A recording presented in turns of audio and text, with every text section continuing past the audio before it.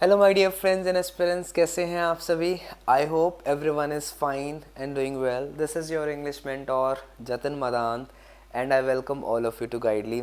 सो guys, इस session में हम लोग डिस्कस करेंगे एडिटोरियल जो कि 4 मार्च का है, और इसके माध्यम से हम लोग जानेंगे रीडिंग कॉम्प्रिहेंशन के क्वेश्चंस को और करंट अफेयर्स को और बहुत सारी वोकेबलरी को। तो शुरू करते हैं अपने सेशन को विदाउट वेस्टिंग एनी टाइम। सो पहला वर्ड है bewilderment, जिसका मतलब होता है कन्फ्यूज़न। ऐसा कि कोई ऐसी स्थिति जिसमें आपको कुछ समझ में ना आए, या कुछ ऐसा जो आपने एक्सपेक्ट नहीं किया, इसका रीज़न आपको समझ में नहीं आ रहा है कि ऐसा कैसे हो गया, that is bewilderment। It refers to a state of confusion, puzzlement, और जो कि कंफ्यूजिंग भी है और इनकॉम्प्रिहेंसिबल भी है, जिसे आप समझ नहीं सकते। इनकॉम्प्रिहेंसिबल का मतलब होता है जिसे समझा नहीं जा सकता। सिनोनिम्स हैं बेफलमेंट, बेम्यूजमेंट और ऑब्फस्केशन। ऑब्फस्केशन ये इसके सिनोनिम्स हैं। एंटोनिम्स हैं एश्योरेंस, मतलब आप किसी चीज़ को एश्योर कर रहे हैं, सुनिश्चित कर रहे हैं। कॉन्फिडेंस है, क्लैरिटी है, और एनलाइटनमेंट। तो एग्जाम्पल देखिए, the sudden announcement of the unexpected change, जो एकदम से अनाउंसमेंट हुई है अनएक्सपेक्टेड चेंज की, जिसको आपने एक्सपेक्ट नहीं किया था, एक ऐसे चेंज की, in plans left everyone in bewilderment, उसने सबको कन्फ्यूज़न में छोड़ दिया। As they struggled to comprehend what had happened, क्योंकि वो स्ट्रगल कर रहे थे, उनको ये समझ में नहीं आ रही थी कि क्या हुआ है। ठीक है, तो डाइजेस्ट नहीं कर पा रहे थे वो किसी चीज़ को, क्योंकि उन्होंने ये एक्सपेक्ट नहीं किया था। And they got bewildered. Bewildered का मतलब निकल के आता है कंफ्यूज हो जाना, befuddle, bafflement. I hope it is clear to you. Second word आपके सामने चीयर। चीयर का मतलब होता है खुशी मनाना, टू एक्सपीरियंस जॉय, सपोर्ट और एनकरेजमेंट वर्बली और थ्रू एप्लॉज और जेस्चर्स। ओके, मतलब कि काफ़ी ज़्यादा खुशी मनाना को बोलते हैं चीयर। सिनोनिम्स हैं इसके अपलॉड, रीजॉयस, एनकरेज्ड, यानी कि खुशी मनाना, किसी चीज़ को एनकरेज करना। और एंटोनिम्स बनेंगे डिसहार्टेंड, यानी कि डीमोटिवेटेड, सैडेंड, डिसमेड, यानी कि दुख मनाना। Mourn, MOURN, mourn. मॉर्न का मतलब भी होता है दुख मनाना, शोक मनाना।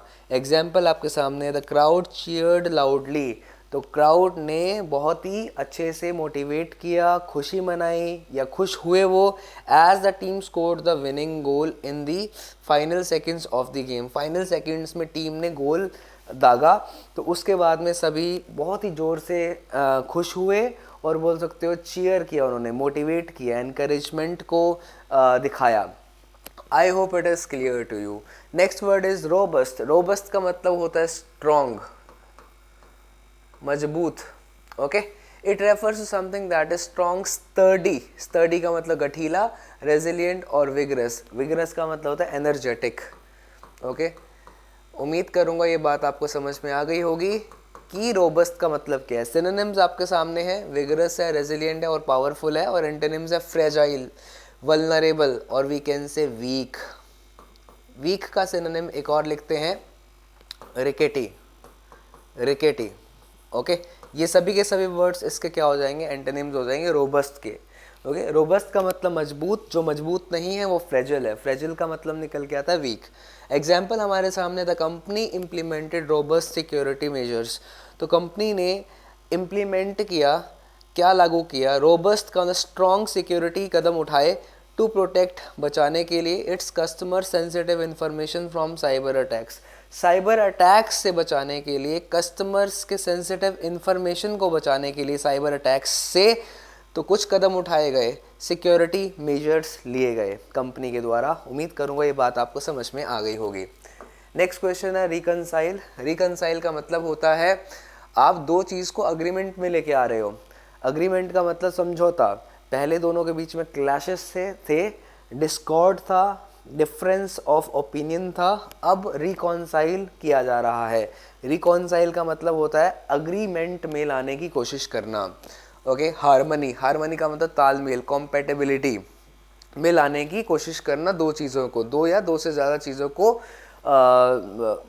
तालमेल में लाने की कोशिश करना, दैट इज़ रिकॉन्साइल करना। सिनोनिम्स है resolution, harmony, agreement, compromise, settlement, approbation. आप लिख सकते हैं एप्रोबेशन भी, APPROBATION, एप्रोबेशन, सहमति। ओके, एंटोनिम्स हो जाएंगे conflict, disagreement, discord, opposition and divergence. और एग्जाम्पल आपका है the reconciliation between the two political parties, दो पार्टीज के बीच में जो रिकॉन्सिलेशन हुआ यानी कि उनके बीच में समझौता हुआ, it was a crucial step, ये बहुत ही महत्वपूर्ण कदम था toward achieving bipartisan cooperation. Bipartisan का मतलब दोनों ही पक्षों से के कोऑपरेशन के लिए बहुत ही ज़्यादा इम्पॉर्टेंट था कि दोनों पॉलिटिकल पार्टीज के बीच में रिकॉन्सिलिएशन होता। I hope it is clear to you. बढ़ते हैं नेक्स्ट क्वेश्चन की तरफ। पोजिट, पोजिट का मतलब होता है पोस्टुलेट करना और पुट फॉरवर्ड करना, सामने रखना।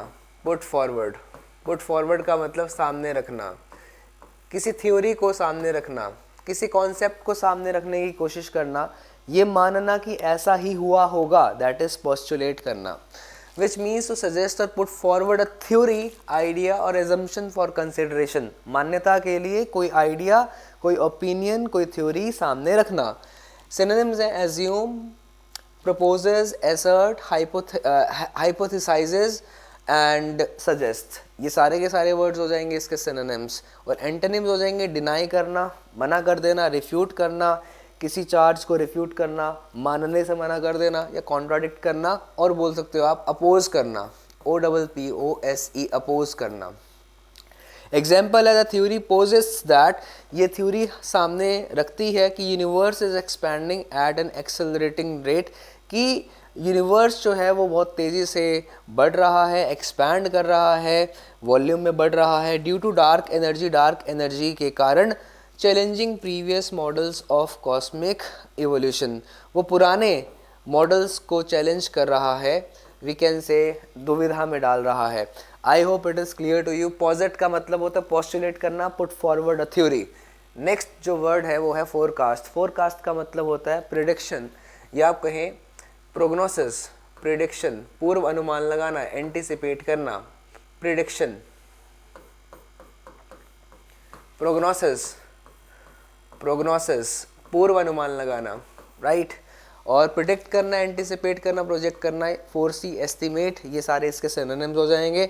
रेट्रोस्पेक्ट का मतलब होता है कि पहले जो हो चुका है उसके बारे में सोचना। रेट्रो का मतलब पास्ट, पास्ट के बारे में सोचना is retrospection.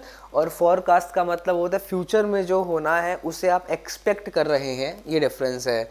Hind site, okay, hindsight और रिकॉल, पुरानी बातों को रिकॉल करना। The meteorologist forecasted heavy rainfall for the weekend, तो मीटियोरोलॉजिस्ट ने फॉरकास्ट किया, एक्सपेक्ट किया कि हैवी रेनफॉल होगी वीकेंड पर, prompting residents to prepare for possible flooding. और यहाँ पर प्रॉम्प्ट किया, वी कैन से अंदेशा दिया रेजिडेंट्स को कि आप प्रिपेयर हो जाओ पॉसिबल फ्लडिंग के लिए। उम्मीद करूँगा बात क्लियर हो गई होगी। बढ़ते हैं आगे। नेक्स्ट इज फैक्टर्ड इन, ये एक फ्रेज है जिसका अर्थ है इंक्लूड करना, शामिल करना, एनकम्पास करना, किसी चीज़ को संज्ञान में रखना, that is factored in. It is used to indicate that something has been taken into consideration, किसी को संज्ञान में लिया गया है, किसी चीज़ को ध्यान में रखा गया है कुछ करने से पहले, that is factored in. Included, incorporated and accounted for, ये इसके सिनोनिम्स हैं। एंटोनिम्स हो जाएंगे एक्सक्लूड करना, डिसरिगार्ड करना या ओवरलुक करना, इग्नोर कर देना, that is the antonym of ignore कर देना, that is the antonym of factor in. When planning a project, जब आप प्रोजेक्ट को प्लान कर रहे हैं, it is crucial to ensure that, ये काफ़ी ज़्यादा ज़रूरी हो जाता है सुनिश्चित करना, that all potential risk are factored into the timeline, जो जो रिस्क हो सकते हैं वो कंसिडर किए जाएं, and budget to avoid delays and cost overruns. और आपको ये सब कुछ पहले से ही पता होना चाहिए कि जो जो चीज़ें रिस्की हो सकती हैं, ताकि डिलेज को और कोस्ट ओवररन्स को अवॉइड किया जा सके, मतलब कि एक्सपेंडिचर जो है वो हमारा ज़्यादा नहीं होना चाहिए जितना हमने एस्टिमेट किया है उससे। नेक्स्ट, गेज, प्रेशर गेज का मतलब क्या होता है? प्रेशर गेज वो उपकरण होता है, वो डिवाइस होता है जो प्रेशर को मापता है। तो गेजिंग का मतलब हो गया मूल्यांकन करना, और वी कैन से इवेल्युएट करना, इवेल्युएट करना, इवेल्युएट करना, दैट इज मूल्यांकन करना। द एक्ट ऑफ मेजरिंग और estimating something typically to determine its dimension, size और quantity. I hope it is clear to you. Assess करना, इवेल्युएट करना, डिटरमाइन करना, इसके सिनोनिम्स हैं। और गेस कर रहे हैं, स्पेकुलेट कर रहे हैं, कंजेक्चर, कंजेक्चर ये भी इसका क्या है? सिनोनिम है, मतलब एंटोनिम हो जाएगा किसका? गेज का, सरमाइज, आप कुछ गेस कर रहे हैं। एग्जाम्पल है, the engineers were gauging the depth of the river. River की डेप्थ को माप रहे थे engineers to determine if it was safe for crossing, क्या ये सेफ था क्रॉस करने के लिए?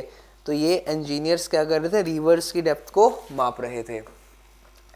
Next is contracted. कॉन्ट्रैक्टेड का मतलब होता है सिकुड़ जाना, ये इसका हिंदी मीनिंग है साइज में कमी आ जाना, that is contract. Shrink, shrank, shrunk, reduce और डिमिनिश ये इसके सिनोनिम्स हो जाएंगे। एक्सपैंड, ग्रू, एक्सटेंडेड ये इसके एंटोनिम्स हो जाएंगे। एक एग्जांपल है, पढ़ लेते हैं। द कंपनीज वर्कफोर्स कॉन्ट्रैक्टेड, तो कंपनी की जो लेबर थी वो कॉन्ट्रैक्ट हो गई, यानी कि एम्प्लॉयज़ कम हो गए। Following the implementation of cost cutting measures, किस चीज़ के बाद? कि जब उन्होंने कोस्ट कटिंग मेजर्स को अपनाया तो उसके बाद कंपनी की जो वर्कफोर्स हुई वो कॉन्ट्रैक्ट हो गई, और इसे रिट्रेंचमेंट भी कहते हैं। रिट्रेंचमेंट, रिट्रेंचमेंट होता है जब किसी कंपनी से लोगों को निकाल दिया जाए, एम्प्लॉयज़ को निकाल दिया जाए, तो दैट इज़ रिट्रेंचमेंट। उम्मीद करूंगा क्लियर हो गया होगा। नेक्स्ट वर्ड जो यूज़ किया गया पैराग्राफ में वो है सर्ज। सर्ज का मतलब होता है इंक्रीज करना। सोर इसका सिनोनिम है स्काई रॉकेटेड। आप सोच सकते हो जब कोई चीज़ बहुत तेज़ी से जल्दी से बढ़ती है। स्पाइक भी इसका सिनोनिम है। डिक्लाइन, प्लमेटेड ये डिक्रीज यानी कि नीचे की डायरेक्शन में जाना। After the announcement of the new product, new product के अनाउंसमेंट के बाद सेल्स सर्ज्ड, सेल्स बढ़ गई, ये इसका मीनिंग है। ड्रास्टिकली का मतलब होता है considerably, to a great extent, और बोल सकते हो काफ़ी ज़्यादा। Considerably, something been done in severe और extreme manner, it implies a significant change और इम्पैक्ट। सिग्निफिकेंट का मतलब काफ़ी ज़्यादा। कंसिडरेबल, कंसिडरेबल जब चेंज देखने को मिलता है तो उसको हम बोलते हैं कोई चीज़ ड्रास्टिकली बढ़ी है या घटी है। ओके, सिनोनिम्स हैं सिग्निफिकेंटली, ड्रामेटिकली और रेडिकली, और एंटोनिम्स हैं स्लाइटली और ग्रेजुअली, यानी कि धीरे धीरे। जब कोई चीज़ धीरे धीरे बढ़ती है या कम होती है तो उसको आप बोलते हैं ग्रेजुअली और स्लाइटली, और जब कोई चीज़ बहुत तेज़ी से बढ़ती है तो उसको बोलते हैं drastically. I hope it is clear to you. After implementing the new efficiency measures, नए एफिशिएंसी कदम को उठाने के बाद the company's expenses decrease, company के जो एक्सपेंसेस थे, खर्चे थे, वो कम हो गए ड्रास्टिकली, बहुत तेज़ी से, लीडिंग टू हायर प्रॉफिट्स, और कंपनी के प्रॉफिट्स क्या हो गए? बढ़ गए। नेक्स्ट वर्ड है ट्रैक्शन। ट्रैक्शन का मतलब होता है अडहेशन, यानी कि ग्रिप बोल सकते हो आप। कोई चीज़ जब दूसरी चीज़ के साथ जुड़ करके चलती है, चिपक करके चलती है, तो उसको बोलते हैं बॉन्ड अच्छा है, फोर्स अच्छी है दोनों के बीच में, that is traction. It refers to grip और अडहेशन ऑफ अ सरफेस। ठीक है, अडहेशन का मतलब हो गया पकड़, specially in a relationship to a moving object और a vehicle, the gradual progress और momentum gained in a situation. Friction है परचेज एंड होल्ड, एंटोनिम्स हो जाएंगे स्लाइडिंग एंड अनस्टेबल, मतलब कोई चीज़ स्लाइडिंग है और अनस्टेबल है, दैट इज एंटोनिम, और जो सिनोनिम्स हो जाएंगे वो that is friction. The new tyres होना चाहिए, TYRES tyres, provided better traction on the wet road, preventing accident. So accidents से हम बच गए क्योंकि जो नए टायर्स हैं उसने बेटर ट्रैक्शन प्रोवाइड की, अडहेशन प्रोवाइड किया, पकड़ ग्रिप प्रोवाइड की रोड्स के साथ। नेक्स्ट वर्ड है सोबर। सोबर का मतलब होता है जो अल्कोहल से प्रभावित ना हो, यानी कि एक ऐसा इंसान जिसने शराब नहीं पी रखी है तो उसको आप सोबर कह सकते हो। सीरियस बोल सकते हैं, सेंसिबल बोल सकते हैं, सोलमन बोल सकते हैं, या फॉर्मल भी कह सकते हैं। कोई चीज़ सोबर है यानी कि वो सेंसिबल भी है और सीरियस भी है। ओके, सिनोनिम्स हैं एब्स्टिनेंट, टेम्परेट और रैशनल। रैशनल का मतलब होता है रीजनेबल। ओके, जो आप बोल सकते हो सेंसिबल का भी सिनोनिम है। और एंटोनिम्स हो जाएंगे इंटॉक्सिकेटेड यानी कि जिसने शराब पी रखी है, और इनएब्रिएटेड भी सेम होता है, जो नशे की हालत में, दैट इज इनएब्रिएटेड और intoxicated.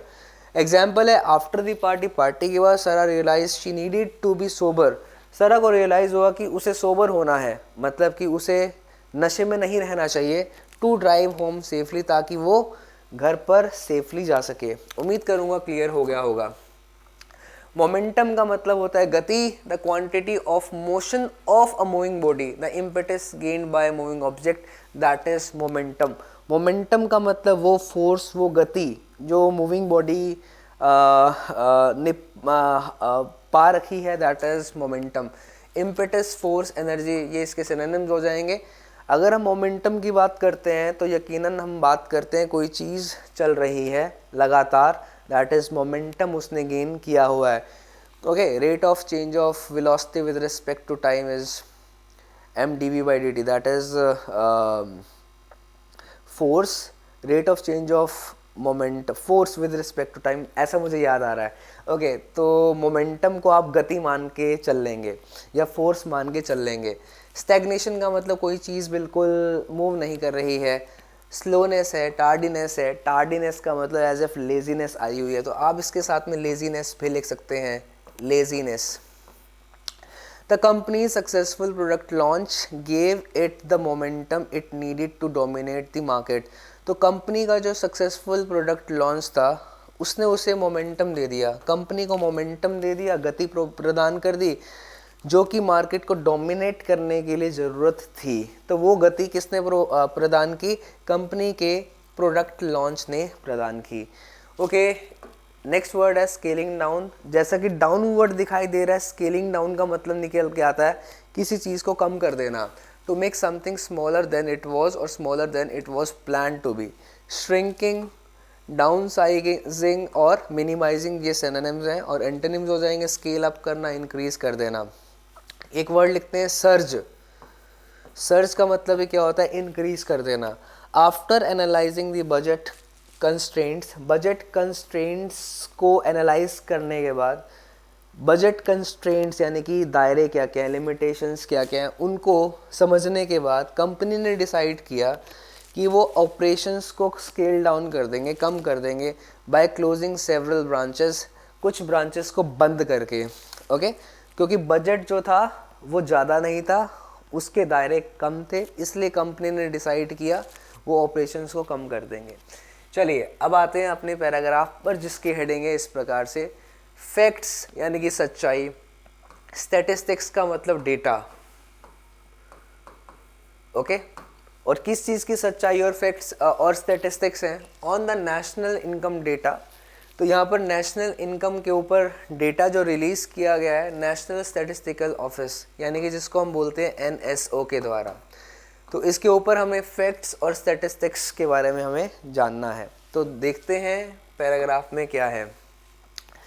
The latest national income data release by the national statistical office last week, जो अभी नेशनल इनकम डेटा रिलीज़ किया गया इस ऑर्गेनाइजेशन के द्वारा, हैव जनरेटेड। तो ये हैव क्या है? ये हैव एक वर्ब है जो कि डेटा के लिए है, ये डेटा प्लूरल सब्जेक्ट होता है। Okay, a fair amount of excitement, इससे लोगों के अंदर एक्साइटमेंट भी आई है, as well as bewilderment, confusion भी आया है। वाइल, वाइल का मतलब होता है जब, the markets have cheered, market ने खुशी मनाई है, एनकरेज किया है, NSO's estimate of robust 8.4% year on year growth. तो यहाँ पर मार्केट ने NSO यानी कि नेशनल स्टैटिस्टिकल ऑफिस, राइट, ये डेटा जो प्रोवाइड करेगा, पहले वो कुछ ना कुछ ऐसा डेटा हमें बताएगा जो एस्टिमेट होगा। जो एस्टिमेट था वो 8.4% था ईयर ऑन ईयर ग्रोथ का, मतलब कि हर साल जो ग्रोथ होती है पिछले साल से इस बार कितनी ग्रोथ ज़्यादा होगी, दैट इज़ 8.4%। तो इसको मार्केट ने चीयर किया है, काफ़ी ज़्यादा खुशी मनाई है। In real growth domestic product GDP in the October December quarter, तो अक्टूबर दिसंबर जो क्वार्टर है वो थर्ड क्वार्टर माना जाता है। पहला क्वार्टर होता है अप्रैल मई जून, जुलाई अगस्त सितंबर, ये आपका सेकेंड क्वार्टर। अक्टूबर, नवंबर, दिसंबर, ये आपका थर्ड क्वार्टर। तो थर्ड क्वार्टर में जो जीडीपी है वो बढ़ रहा है। ये एनएसओ ने एस्टिमेट किया है कि 8.4% रहेगा। बट उसी टाइम कुछ economist have been hard pressed, उनको डिफ़िकल्टी हुई है। हार्ड प्रेस्ड का मतलब है डिफ़िकल्टी होना, to reconcile the sharp difference, इस शार्प डिफरेंस के अंदर खुद को एडजस्ट करना। मतलब कि ऐसे कैसे हो गया, of well over 100 basis points. 100 basis points का मतलब होता है 100 बेसिस पॉइंट्स का मतलब होता है 1%, कि आपने एक्सपेक्ट किया था 7.4% और ये हो गया 8.4%। ऐसे कैसे पॉसिबल है? Okay, between official estimates and their projections, जो एस्टिमेट किया राइट और जो प्रोजेक्शन उनका था, उनके अंदर डिफरेंस जो आ रहा था 100 बेसिस पॉइंट्स का था। तो काफ़ी सारे इकोनॉमिस्ट जो हैं, सम इकोनॉमिस्ट, उनको बहुत डिफ़िकल्टी हुई है इससे रिकॉन्साइल करने में, मतलब कि इसे डाइजेस्ट कर पाने में या इसके अनुसार चलने में बहुत दिक्कत हुई है। That many of them had made, मतलब कि ऐसे काफ़ी सारे एस्टिमेट्स और प्रोजेक्शंस काफ़ी सारे इकोनॉमिस्ट ने पहले दिए थे, और जो एस्टिमेट अभी हमें मिला है एनएसओ की तरफ से, इन दोनों के बीच में एक डिफरेंस है, वो भी कितना, 100 बेसिस पॉइंट्स का, यानी कि 1% का। तो इसे बहुत सारे इकोनॉमिस्ट रिकॉन्साइल नहीं कर पा रहे हैं। द रिलीज ऑल्सो पोजेस का मतलब मैंने आपको बताया था पोस्टुलेट या पुट फॉरवर्ड, ये सामने रखता है, सजेस्ट करता है। Real GDP grew by 8.2 and 8.1% respectively in the first and second quarters of the current fiscal. जो फिस्कल चल रहा है तो उसमें 8.2% से बढ़ी फर्स्ट क्वार्टर में, और सेकेंड क्वार्टर में बढ़ी 8.1% से, और and that 40 and 50 basis points quicker का मतलब ज़्यादा था, than it had estimated earlier. जो एनएसओ ने पहले एस्टिमेट किया था उससे ज़्यादा, मतलब कि कितना, एक में 0.4%, यानी कि आप बोल सकते हो कि 7.8% पहले आपने एस्टिमेट किया होगा, जो कि निकल के आया 8.2%, और 50 बेसिस पॉइंट्स जो कि पहले एस्टिमेट किया गया होगा 7.6%, जो कि अब निकल के आया 8.1%। Full year real GDP growth 2 is now forecast at 7.6%, और पूरे साल की जो जीडीपी थी वो था 7.6%, और वो भी 30 basis points faster than 7.3। You can see here, ये 7.3% प्रोजेक्ट की गई थी, और फोरकास्ट कितना है 7.6, वो ज़्यादा कितना है, 30 बेसिस पॉइंट्स ज़्यादा हो गया। It had estimated as recently in January, तो ऐसा ये एस्टिमेट किया गया था जनवरी के अंदर। अ फैक्टर बिहाइंड द अपग्रेड्स, ये फैक्टर क्या है, इस मतलब कि ज़्यादा क्यों निकल के आ रहा है? आप पहले एस्टिमेट क्या करते हो और जीडीपी कुछ ज़्यादा ही निकल के आती है। सो ये क्या फैक्टर है? In the current fiscal's income estimates is the NSO's revisions to the estimates for 2021।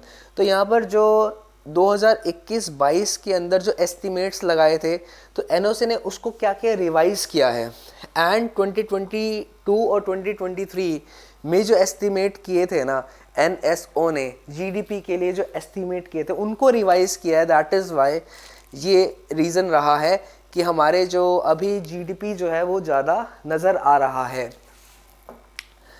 आगे बढ़ते हैं। While the revisions to 2021 data have resulted in that year's real GDP growth being raised by 60 basis points to 9.7%।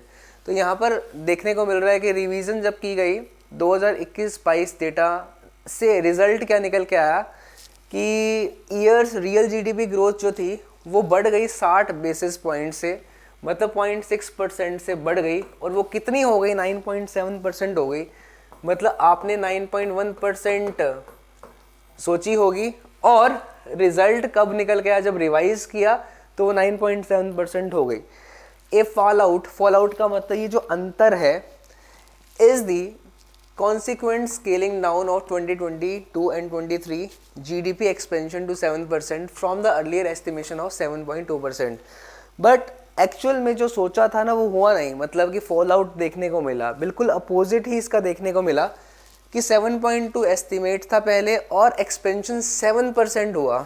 And ये कैसे हो गया कि 2022-23 के अंदर जो एक्सपेंशन देखने को मिला वो 7% ही देखने को मिला, जबकि एस्टिमेट किया था 7.2%। वाई इज इट सो, ये देखते हैं। given that revisions to a previous year's data automatically after the year on year pace of growth, the base effect is a crucial element that has to be factored in while gauging the import of the headline number. तो gauge का मतलब होता है मापना और factored इन का मतलब होता है शामिल करना. यहाँ पर ना बेस फैक्टर की वजह से ऐसा हुआ है, बेस इफेक्ट की वजह से ऐसा हुआ है. बेस इफेक्ट क्या होता है मैं आपको एक्सप्लेन कर देता हूँ. मान लीजिए कि कोई इकोनॉमी है वो एक साल 5 से 10 हुई है, तो कितनी बढ़ी है, 5 बढ़ गई, कितने पर, 5 पर बढ़ गई, राइट. 5 बढ़ गई और कितने पर बढ़ गई, 5 पर बढ़ गई, तो यू कैन से कि वो 100% बढ़ गई, इजंट इट. पर यही चीज़ अगर मैं ऐसे कर दूं कि बड़ी है 10 से कितनी, 15, 10 से कितनी बड़ी है, 15, तो बड़ी कितनी, 5, और पर किस पर बढ़ी, 10 पर बढ़ी. पर अब देखने को मिला कि ये तो 50% ही बढ़ी, हालांकि अंतर तो 5 का ही हुआ, यहाँ भी 5 का अंतर था, यहाँ भी 5 का अंतर है. तो इसको बोलते हैं बेस इफेक्ट. मतलब कि बेस के बढ़ जाने से जो आपकी आगे की जो वैल्यूज होती है ना वो कम होती है. दैट इज वाई 2022 और 23 में जीडीपी एक्सपेंशन जो है वो 7.2 एस्टिमेट किया गया था, पर हुई कितनी, 7%. इसका मतलब आपको क्या कंसिडर करना है, साथ साथ आपको बेस इफेक्ट भी लेके चलना होता है साथ साथ. उम्मीद करूंगा ये बात आपको समझ में आ गई होगी. In real productive sectors of the economy third quarter gross value added, तो जीवीए जिसको बोल रहे हैं, अभी तक हम जीडीपी की बात कर रहे थे, अब हम जीवीए की बात कर रहे हैं. Growth slowed to 6.5%. तो यहाँ पर थर्ड क्वार्टर में जो जीवीए की ग्रोथ है वो 6.5% कम हुई है प्रोडक्टिव सेक्टर्स ऑफ इकोनॉमी के अंदर, फ्रॉम एन अपवर्डली रिवाइज्ड 7.7% पर pace in the preceding July September period. देखिए मैंने आपको बताया फर्स्ट क्वार्टर में अप्रैल मई जून, जुलाई अगस्त सितंबर, ये सेकंड क्वार्टर. और थर्ड क्वार्टर की बात करें तो थर्ड क्वार्टर में 6.5% देखने को मिला. जुलाई और सितंबर में कितना था, 7.7% पेस था. Okay, as output in the key rural agriculture, livestock, forestry and fishing sector contracted 0.8% year on year. ऐसा क्यों देखने को मिला, क्योंकि यहाँ पर बताया जा रहा है कि जो आउटपुट था ना इन सारे के सारे एरियाज़ के अंदर, यानी कि एग्रीकल्चर है, लाइफ स्टॉक है, फॉरेस्ट्री है, ये कॉन्ट्रैक्ट हुआ था. दैट इज़ वाई हमारा जो जीवीए था वो थर्ड क्वार्टर के लिए कम देखने को मिला. And growth momentum slowed sequentially, और जो ग्रोथ मोमेंटम था ना वो भी क्या हुआ, स्लो हुआ. Across 5 of the other 7 sectors that contribute to the GVA, जो कि जीवीए को कंट्रीब्यूट करते थे 5-7 में से फैक्टर्स, इनकी वजह से भी क्या हुआ, कम हुआ. That the GVA growth rate is a full 190 basis points lower than the GDP 8.4. जो जीडीपी था 8.4%, उससे 190 बेसिस पॉइंट कम था, यानी कि 1.9% कम था. पेस इज प्राइमरीली बिकॉज, वो क्यों है, प्राइमरीली का मतलब मेनली, ऐसा पेस कम देखने को क्यों मिला है. Net indirect taxes are estimated to have surge 32% year on year. जो नेट टैक्सेस है ना वो बढ़ रहे हैं 32% से year on year in the last quarter, largely as a result of subsidy payouts including of on fertilizers being drastically lower, क्योंकि subsidies जो है ना वो कम मिल रही हैं. ओके, और जो टैक्सेस है ना वो इनडायरेक्ट टैक्सेस जो हैं वो बढ़ रहे हैं. सर्ज का मतलब बढ़ रहे हैं 32% से. दैट इज़ वाई ये जो ग्रोथ है ना वो कम देखने को मिली है. जीवीए के अंदर जो ग्रोथ है वो कम देखने को मिली है. टू दैट एक्सटेंट, इस हद तक the GVA growth rate represents a truer picture of the health of the economy. तो जीवीए की जो पिक्चर है वो एक अच्छी पिक्चर है, वो साफ साफ दिखाई दे रही है कि एक्चुअल में जीडीपी तो शो कर रहा है कि बहुत ज़्यादा प्रोग्रेस कर रहा है हमारा देश, पर जीवीए तो बता रहा है कि एक्चुअल में नहीं कर रहा. तो ये जीवीए एक अच्छी पिक्चर दिखा रहा है. And even on the demand और expenditure side, the data on private consumption, spending and government consumption expenditure in the third quarter reveal a lack of traction. ये हमें दिखा रहा है, खुलासा कर रहा है कि ट्रैक्शन यानी कि फोर्स वी कैन से कम है. While private spending grew by mere 3.5% year on year, government consumption spending actually shrank 3.2%। तो यहाँ पर जो जब प्राइवेट स्पेंडिंग बढ़ रही है सिर्फ और सिर्फ 3.5%, और उसी टाइम पे जो गवर्नमेंट कंजम्पशन स्पेंडिंग है वो एक्चुअली कम हो रही है 3.2% से। तो with the general election set to be announced any day now, अब जनरल इलेक्शंस कभी भी हो सकते हैं, the headlines around the NSO data serve as a poll eve talking point. अब ये जो NSO का डेटा है ना, ये एक प्रकार से हमें पोल ईव, जो मतलब ऐसा बोल सकते हो कि इसके अराउंड आजकल चर्चा चल रही है। पोल ईव का मतलब हो गया कि when elections are about to happen, तो उस समय ये चर्चा का विषय बना हुआ है। But there must be a sober analysis, sensible analysis होनी चाहिए रियल स्टेट पर ऑफ द इकोनॉमी की रियल स्टेट पर सोबर एनालिसिस होनी चाहिए। That draws on multiple statistical set, जो कि अलग अलग प्रकार की डेटा हमें प्रोवाइड करते हैं। I hope it is clear to you. अब हम बढ़ेंगे आगे अपने क्वेश्चंस पर। Here we go. What factor has contributed to the upgrades in the current fiscal's income estimate. तो कौन कौन से फैक्टर्स ऐसे हैं जिन्होंने कंट्रीब्यूट किया है upgrades in the current fiscal's income estimates ने।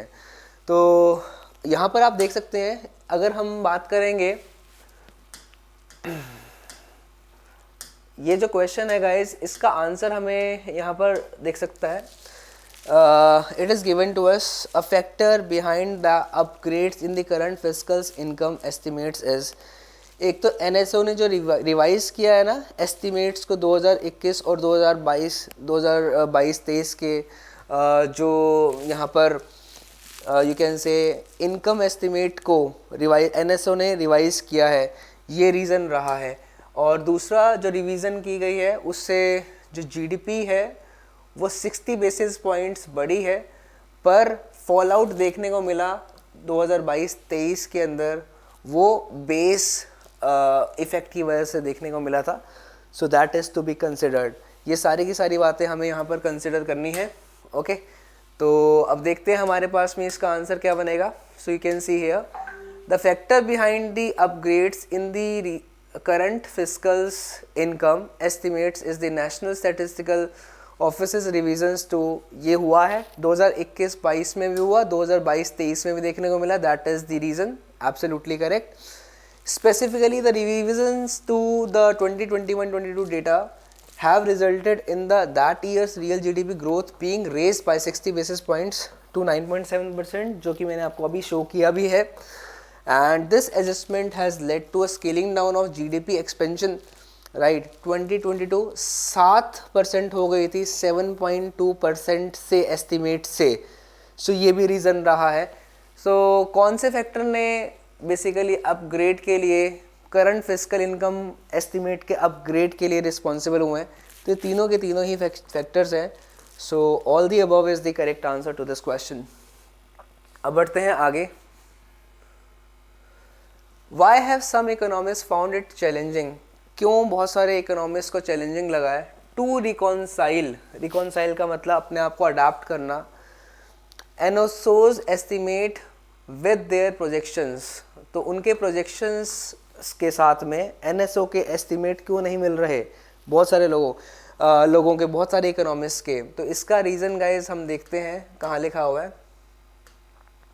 तो you can see some economist have been hard pressed to reconcile the sharp differences of well over 100 basis points between the official estimates, यानी कि NSO के estimates और उनके projections, right, जो कि किए गए थे। तो 100 का डिफरेंस आ रहा था, 100। So we can see a word is written sharp differences of well over 100 basis points, sharp difference आ रहा था।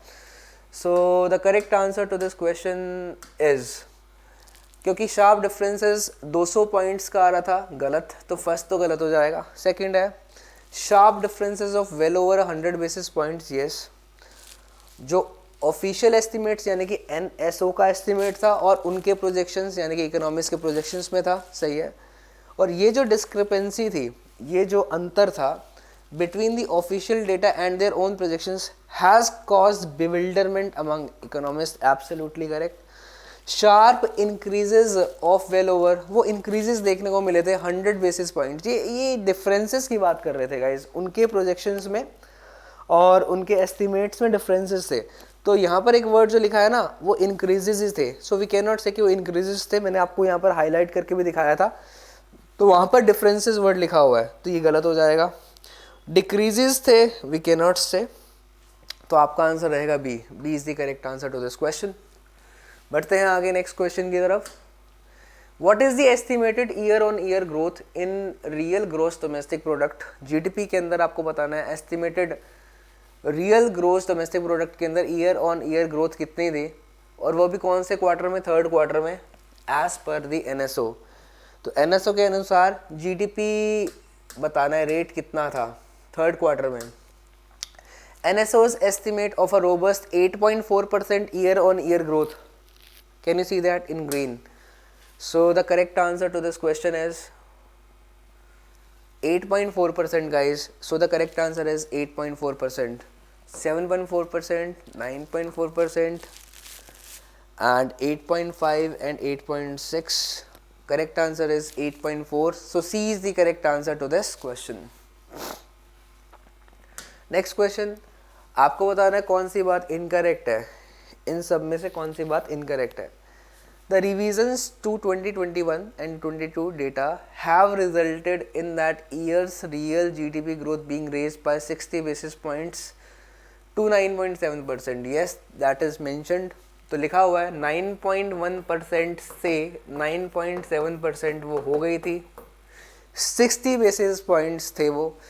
आई विल शो यू कहाँ लिखा हुआ है। With the general election set to be announced any day.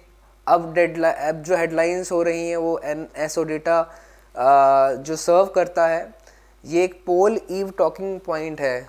Absolutely correct. और जो release है वो पोजिट करता है 8.2% और 8.1% रिस्पेक्टिवली, ये पोस्टुलेट करता है फर्स्ट और second quarter. Yes, that is also written. GVA growth rate जो था वो था 190 basis points slower than the GDP's 8.5%। GDP 8.4% था गाइस, 8.5% नहीं था। I would like to show you ये कहाँ लिखा हुआ है, आप यहाँ पर देखें। सो 8.4% था। बाकी सारी की सारी बातें मैंने हाईलाइट की हुई हैं, राइट। और इसका गाइस आप पीपीटी भी ले सकते हो, पीडीएफ भी ले सकते हो मेरे टेलीग्राम ग्रुप पर, that is discuss with JM sir. इसको आप ज्वाइन कर लें। This is my Telegram group to get the PDF of this class. Okay, चलिए। तो सही जवाब जो रहेगा वो रहेगा ऑप्शन नंबर डी। अब आपको बताना नेक्स्ट क्वेश्चन, एरर बताना है इसमें क्या है। But there must be a sober analysis of the